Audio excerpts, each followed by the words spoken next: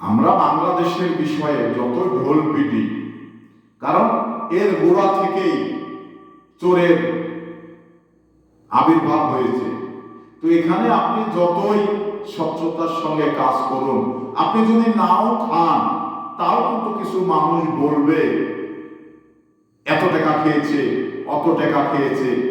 কারণ এটা এই রাষ্ট্রের গোড়া থেকেই এই ধরনের অপপ্রচার আছে, এই ধরনের অবাস্তব ঘটনাগুলো জনগণের সামনে জনগণ বুঝতে পেরেছে। তো যার কারণে আপনি যত স্বচ্ছতায় কাজ করুন তাতে কোনো লাভ হবে না। জনগণ আপনাকে অপবাদ দিবেই, জনগণ আপনাকে প্রতারক ভাববেই। এটাই বাস্তবতা। কারণ এই বাংলাদেশে আপনি একজন ভালো হয়ে এই রাষ্ট্রকে ভালো করতে পারবেন না। যতবেল না সবাই আমরা ভালো হব, ততবেল এই রাষ্ট্রের কোনো কিছুই ভালোভাবে সফলতা আসবে না। এটা নিয়ে আলোচনা সমালোচনা থাকবেই, থাকা স্বাভাবিক।